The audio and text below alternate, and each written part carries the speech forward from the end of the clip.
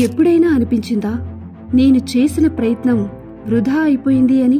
నేను ఎన్నిసార్లు ప్రయత్నించినా ఎందుకు పడిపోతున్నాను అని? కానీ నిజమేంటి అంటే ప్రతి ఓటమి మనకు అడ్డంకి కాదు, అది మనకి అవసరమైన పాఠాన్ని నేర్పుతుంది. మనం నేర్చుకోవాల్సింది చెప్పే ఒక మార్గం. అందుకే ఓటమిని ఒక పాఠంగా మలచగలిగితే అదే విజయానికి దారిగా మారుతుంది. ఈ సత్యాన్ని మనకు గుర్తు చేసే గొప్ప వ్యక్తులు మన చుట్టూ ఉన్నారు. మన మిసైల్ మ్యాన్, మన మాజీ రాష్ట్రపతి డాక్టర్ ఏపీజే అబ్దుల్ కలాం గారు. ఒకసారి రాకెట్ లాంచ్ విఫలమైంది, దేశమంతా దూషించింది. కానీ ఆయన ఆ ఓటమిని భరించి అదే జట్టుతో మరోసారి విజయవంతంగా లాంచ్ చేశారు. ఈరోజు మనం ఇస్రో అని గర్వంగా పలకడం ఆ ఓటములను పాఠాలుగా మార్చిన కారణం. 2007 వరల్డ్ కప్ లో భారత జట్టు తొందరగా బయటపడిపోయింది. ధోని మీద విమర్శల వర్షం పడింది.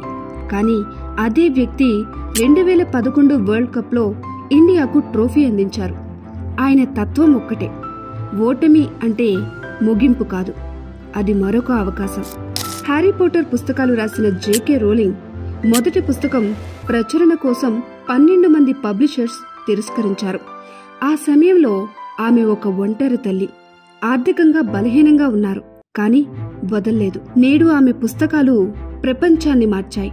అంటే ఓటమి మన సత్తా పరీక్షించే ఒక సాధనం మాత్రమే. మన తెలుగు గర్వం పివి సింధు.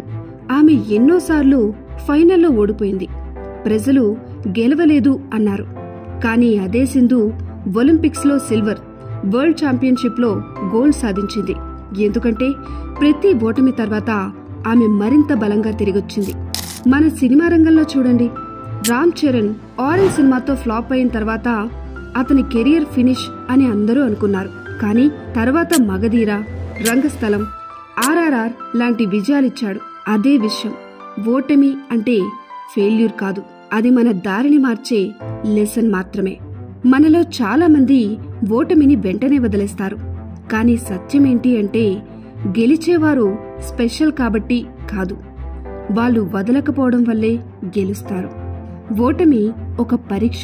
ఆ పరీక్షలో పాస్ అవ్వాలంటే భయం కాదు, సహనం కావాలి, ప్రయత్నం ఆగకూడదు. ఒక్కోసారి గెలుపు రాకపోయినా మీరు మారుతున్నారు అంటే అదే అసలు విజయానికి సూచన.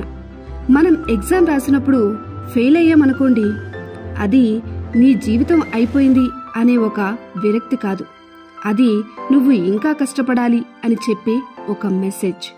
జాబ్ ఇంటర్వ్యూస్ లో రిజెక్ట్ అయ్యామా, అది మన కోసం ఇంకా మంచి అవకాశం వస్తుంది అని చెప్పే ఒక సిగ్నల్. ప్రతి ఓటమి వెనుక దాగుంటుంది ఒక కొత్త దారి, ఒక కొత్త అవకాశం. గుర్తుంచుకోండి, ప్రతి ఓటమి ఒక పాఠం, ప్రతి పాఠం ఒక విజయానికి కొత్త దారి. నువ్వు ఎన్నిసార్లు పడిపోయావో అన్నది కాదు విషయం, నువ్వు ఎన్నిసార్లు లేచావో అన్నదే నీ విజయాన్ని నిర్ణయిస్తుంది. కాబట్టి ఇక నుంచి ఓటమి అంటే భయపడకండి, దాన్ని అంగీకరించండి, దాని నుండి నేర్చుకోండి. ఎందుకంటే ఆ ఓటమే నీకు రెక్కలిస్తాయి, ఆ ఓటమే నిన్ను గెలుపు దారి వైపు నడిపిస్తాయి. ఎప్పుడూ గుర్తించుకో, విజయం అనేది చివర కాదు, ఓటమి అనేది శాశ్వతం కాదు, ఆగకపోవడమే అసలైన జీవితం.